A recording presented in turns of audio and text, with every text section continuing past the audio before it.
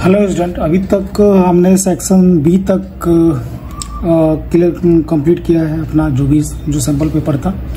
ठीक है, अभी हम लोग सेक्शन सी में इंटर कर रहे हैं। ठीक है, तो सेक्शन सी में हमें क्या करना है ये चीज़ देख सकते हो। जो क्वेश्चन लिखा है उससे आपको पता चल रहा होगा कि ये जो है शॉर्ट आंसर टाइप क्वेश्चन है। मतलब very small very short answer type तो नहीं है, बट ये शॉर्ट आंसर टाइप क्वेश्चन है। मतलब इसका जो है टोटल 3 मार्क्स रहेगा प्रत्येक क्वेश्चन का, और टोटल मार्क्स जो है यहाँ पे 18 है। मतलब क्या हुआ, टोटल 6 क्वेश्चन आपको इसमें मिलेंगे। ठीक है, तो क्वेश्चंस को जो है ध्यान से देखो और इसको हम लोग सॉल्व करते हैं, और जो भी कंसेप्ट होगा मैं आपको इसमें क्लियर करता जाऊंगा। ठीक है, तो क्वेश्चन नंबर 26 आप देख रहे हो कि in the given figure angle ABC is equal to angle ACB and BC by BE is equal to BD by AC, ऐसा करके आपको दिया हुआ है। ठीक है, तो अभी आप ध्यान दो इस फिगर में आप देखो कि AB is equal to angle ABC is equal to angle ACB। तो जो ट्राइंगल ABC है, ट्राइंगल ABC is an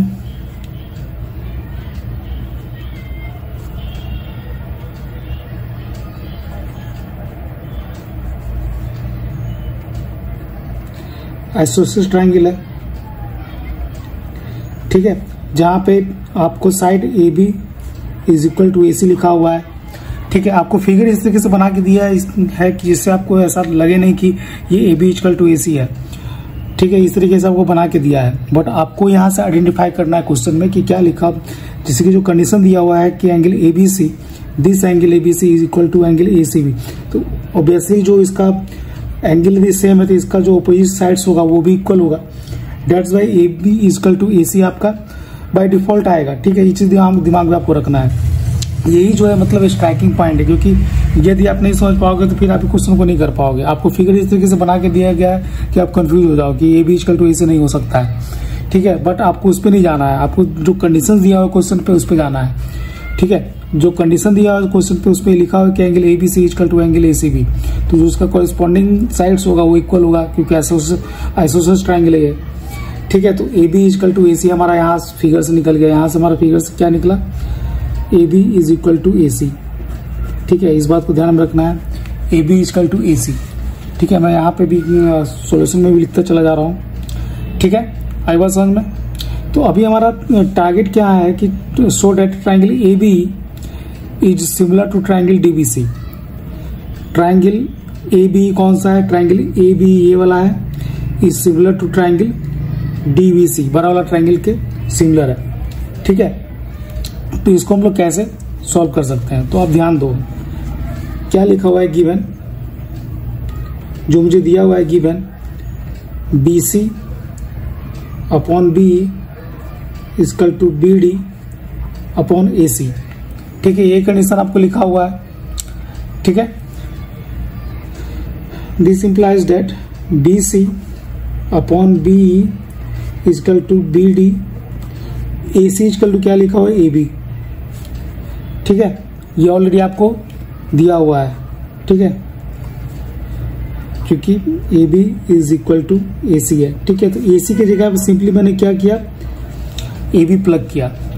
ठीक है, AB प्लग करने के पीछे रीजन क्या है, तो अभी आप देखोगे यहाँ पे क्या हुआ है। अभी आप देखो रेशियो देखो, तो BC ये वाला बड़ा है बड़े ट्राइंगल में, डिवाइडेड बाय BE छोटे ट्राइंगल में, इज इक्वल टू BD बड़े वाले ट्राइंगल में, डिवाइडेड बाय BA या AB लिखो, दोनों सेम ही है। ठीक है, तो BE upon BC is equal to, इसको आप ऐसे भी लिख सकते हो, this implies that BE upon AB, BE upon AB is equal to BC upon BD। ठीक है, ये टर्म नहीं भी लिखोगे तो कोई फर्क नहीं पड़ता है, क्योंकि हमें क्या है कि सिमिलर ट्राइंगल प्रूव करने के लिए ये आप देख सकते हो कि ये रेशियो डिवाइडेड बाय ये रेशियो और ये रेशियो डिवाइडेड बाय ये रेशियो दोनों बराबर है, प्लस जो angle ABE is equal to क्या है, एंगल DBC, ये क्या है, कॉमन एंगल है, समझ पा रहे हो बात को? कॉमन एंगल क्या है, मतलब आप एंगल ए बी ई को आप डी बी सी लिखो, कोई फर्क पड़ना है, क्योंकि एंगल तो इसी एंगल को डिनोट किया जा रहा है ना। तो ये दोनों ट्रायंगल में ये एंगल क्या हो जाएगा, ये जो एंगल है ये आपके लिए कॉमन हो जाएगा। तो आप देख रहे हो कि यहाँ से क्या हो रहा है कि आपको दो कंडीशन मिल गया, एक तो एंगल मिल गया प्लस जो साइड्स का रेशियो था वो मुझे इक्वल मिल गया, ठीक है। तो इसका मतलब क्या हुआ कि triangle A B E is similar to triangle D B C, बस यही मुझे प्रूव करना था, ठीक है। दो ट्रायंगल में ये देखना है ना मुझे कि एक तो साइड्स का रेशियो देखो आप सेम है, ठीक है, प्लस आपका जो एंगल है वो कॉमन मिल गया। तो साइड एंगल साइड से क्या हो जाएगा, side angle side using side angle side congruency, ये triangle A B E is similar to triangle D B C, ठीक है, ये प्रूफ हो गया, हेंस प्रूव्ड, ठीक है। अभी सेकंड कंडीशन क्या बोल रहा है, सेकंड मुझे क्या प्रूव करने के लिए बोला है कि A is parallel to D C, A is parallel to D C. तो A is parallel to D C करने का मतलब क्या हुआ है कि A B upon A D और बी अपॉन ई सी, ये दोनों क्या होना चाहिए, रेशियो सेम होना चाहिए, ठीक है। ये आपको नहीं दिख रहा होगा, मैं आपको देखो यहाँ पे फिर से बता रहा हूं, ध्यान से देखना, ठीक है। अभी जो हमारा फिगर है, फिगर में क्या लिखा कि B C upon B equal to B D upon A C है, ठीक है। हमने सेकेंड स्टेप में क्या किया कि मुझे ये चूंकि ऑलरेडी लिखा हुआ था कि ये ट्रायंगल एबीसी क्या है, आइसोसेलेस ट्रायंगल है। आइसोसेलेस ट्रायंगल में तो इसका मतलब कि उसका जो इक्वल एंगल का जो अपोजिट साइड्स होगा वो इक्वल होगा, तो ए बी इक्वल टू ए सी हो गया। तो ए सी की जगह पे सिंपली मैंने ए बी प्लग किया, ठीक है। बस इसको मैंने थोड़ा इंटरचेंज कर दिया, बी को ऊपर ले गया और ए बी ऐसे रहने दिया, और यहाँ पे क्या किया, बी डी को नीचे ले गया, तो B C upon B D ये बन गया। तो ये ट्राइंगल में आप चेक करोगे, ठीक है, ट्राइंगल में आप चेक करो तो this is B upon this is क्या है बी, दिस इज बी, ठीक है, बी अपॉन ए बी, ये छोटे ट्राइंगल में that is equal to B C बड़े वाले ट्राइंगल में डिवाइडेड बाई बी डी बड़े वाले ट्राइंगल में। तो देख रहे हो कि साइड्स ऑफ जो ट्राइंगल है क्या हो रहा है, उसका रेशियो क्या हो रहा है, सेम हो रहा है। और दूसरा कंडीशन क्या हुआ है कि इस दोनों triangle A B and triangle D B C में एक कॉमन क्या है, कॉमन ये है कि एंगल बी कॉमन है, ठीक है। ए बी लिखो या डी बी सी लिखो, दोनों सेम ही रहेगा क्योंकि एंगल चेंज नहीं होने वाला है। तो आपने देखा कि साइड एंगल साइड कॉन्ग्रुएंसी से क्या हो गया, triangle A B E is similar to triangle D B C. तो हैंस प्रूफ, ये आपका पहला क्वेश्चन हो गया, ठीक है। सेकंड क्वेश्चन क्या बोल रहा है, सेकंड क्वेश्चन में आपको ए इज पैरेलल टू क्या करना है, DC, this side is parallel to DC, ये प्रूफ करना है, ठीक है। तो जो मैं हमारे पास दिया हुआ कंडीशन बस हम लोग वही उसी को यूज करेंगे, ठीक है। तो ये वाला आप यहां से ले लो, सेकंड पार्ट क्या होगा, ये फर्स्ट पार्ट हुआ, ठीक है। अभी सेकंड पार्ट देखते हैं। सेकंड पार्ट में क्या करेंगे, सेकंड पार्ट में लिखा हुआ है B C upon B is equal to B D upon A B, ठीक है, B D upon A B. Simply मैं यहां से लेकर के इस पॉइंट को नीचे उतारा हूं, ठीक है, और कुछ नहीं किया है, ठीक है। मुझे भी क्या करना है, इसमें हमारा ऑब्जेक्टिव क्या है कि B upon E C equal to A B upon A D होना चाहिए, तभी ये साइड क्या होगा, A is parallel to D C होगा, कि सिमिलर ट्राइंगल में आपने ऑलरेडी पढ़ा हुआ है, ठीक है। तो इसको हम कैसे प्रूव करेंगे, ठीक है, बस इसमें ज्यादा कुछ नहीं करना है, बस इसको ब्रेक करना है। तो BC जो हमारा निकलेगा, BC कैसे आएगा, BC equal to B plus E C आएगा, BC equal to B plus E C divided by B, और BD इक्वल टू क्या लिख सकते हैं, BD equal to B A plus AD लिख सकते हैं डिवाइडेड बाई AB, ठीक है। ये बात समझ में आ रही है, यहाँ पे देखो, मैं आपको दिख नहीं रहा होगा, अभी दिखेगा, ठीक है। देख सकते हो कि B प्लस ई सी जो फिगर है उसमें आप देखो ध्यान से, ठीक है। फिगर में हमारा क्या लिखा हुआ है, फिगर में देखो BC को ब्रेक करेंगे तो BE प्लस EC होगा, BE प्लस EC लिखा है, BD को ब्रेक करेंगे तो BA plus AD, BA plus AD हमने ब्रेक करके लिखा है, बस इतना ही किया है। This implies date BE by BE तो 1 हो जाएगा, प्लस EC अपॉन बी, यही बचेगा यहाँ पे, ठीक है। EC upon B that is equal to BA लिखे या AB लिखे, दोनों तो बराबर ही है ना, BA जो है या इसको BA लिखे, दोनों सेम ही चीज है। तो BA अपॉन AB क्या है, ये भी 1 हो जाएगा, प्लस AD अपॉन क्या हो जाएगा, AB हो जाएगा, ठीक है। तो यहां से हमारा क्या निकला, 1 1 क्या हो गया, कैंसिल हो गया, ठीक है। 1 1 कैंसिल हो गया, तो हमारे पास बचा कितना, EC upon BE that is equal to AD upon AB। तो अभी आप फिगर में देखो कि EC upon EB is equal to क्या है, AD अपॉन AB। इसका मतलब क्या हुआ, दिस इंप्लाइज डेट कि जो साइड AE है that is parallel to DC, ठीक है, हेंस प्रूव्ड, ठीक है। बस इतना ही करना है आपको, इसमें हो गया काम खत्म, ठीक है। तो इसको हम लोग बोलते हैं converse of basic proportionality theorem, ठीक है। इसके अनुसार ये हमारा क्या हो गया, पैरेलल हो गया, ठीक है। तो ये आपका फर्स्ट क्वेश्चन था सेक्शन C का, ठीक है। अभी अनदर क्वेश्चन हम लोग करते हैं।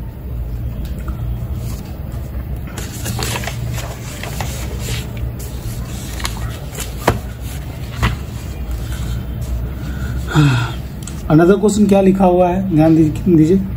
A vessel is in the form of A hollow hemisphere surmounted bye A hollow cylinder, ठीक है। The diameter of the hemisphere is 14 centimetre and the total height of the vessel is 13 centimetre. Find the inner surface area of the vessel. Vessel का inner surface area मुझे find करना है, volume find नहीं करना है, inner surface area find करना है, ठीक है। तो vessel is in the form of A hollow hemisphere surmounted bye A hollow cylinder. Surmounted by hollow cylinder का मतलब क्या हुआ है कि नीचे एक हेमिस्फीयर होगा, ठीक है। इसका फिगर किस तरीके से होगा, आप देखो ध्यान से कि एक नीचे जो है आपका एक स्फीयर हो जाएगा इस तरीके, सरमाउंटेड वर्ड लिखा हुआ है। सरमाउंटेड का मतलब है कि इसके ऊपर बनेगा, ठीक है। Vessel is in the form में hollow surmounted by hollow cylinder, ठीक है। ऊपर एक सिलेंडर हमने बना दिया, ठीक है। कुछ इस तरह का फिगर आपका बनेगा, ठीक है।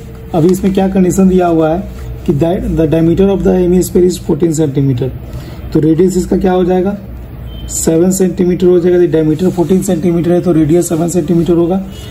And the total height of the vessel is 13 centimetre. Total height of the vessel is 13 centimetre. ये टोटल 13 सेंटीमीटर है और ये मुझे पता है ये ऑलरेडी 7 सेंटीमीटर है, ठीक है। यहाँ से यहाँ तक तो 7 सेंटीमीटर है। तो सिलेंडर का हाइट क्या हो जाएगा, 13 माइनस 7 कितना हो गया, 6 सेंटीमीटर, ठीक है। 7 प्लस 6 क्या होता है, 13 होता है। तो 13 में से हमने 7 घटा दिया और 6 सेंटीमीटर आपका हाइट का जो है सिलेंडर का हाइट हो गया, ठीक है। तो अभी मुझे क्या फाइंड करना है कि find the inner surface area of the vessel, ठीक है। तो इनर सरफेस एरिया का मतलब क्या हुआ कि कर्व्ड सरफेस एरिया। तो सिलेंडर का कर्व्ड सरफेस एरिया हो गया और जो नीचे का आपका जो हेमिस्फीयर दिया उसका सरफेस एरिया, दोनों को ऐड कर देंगे तो हमारा वैल्यू निकल जाएगा जो हमें निकालना है, ठीक है।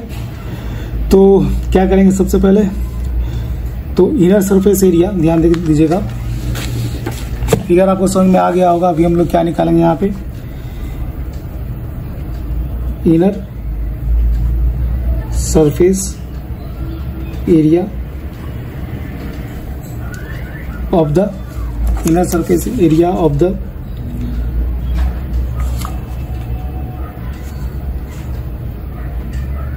सिलेंडर, क्योंकि सिलेंडर का पहले निकाल लेते हैं, ज्यादा इजी होगा निकालना, ठीक है।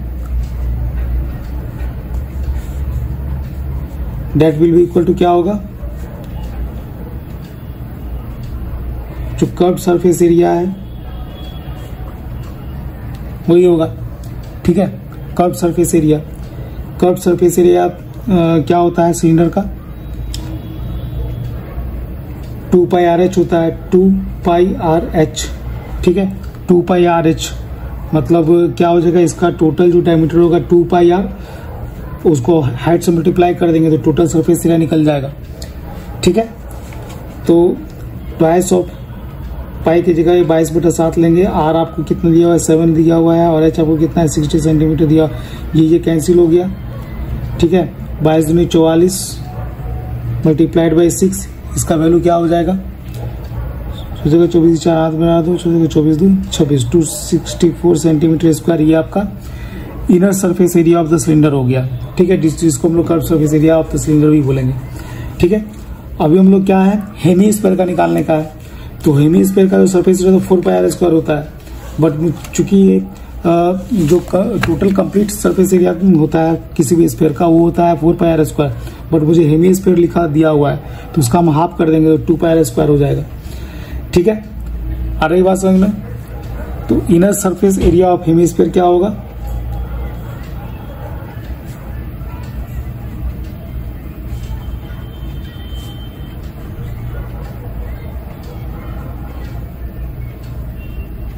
Inner surface area of hemisphere equal to क्या हो जाएगा, पाई 2πr²। ठीक है, 2πr² होता है क्योंकि टोटल सरफेस एरिया जो पूरा सिलेंडर का यदि काउंट करेंगे तो 4πr² होता है, इसका हाफ कर देंगे तो 2πr² हो जाएगा।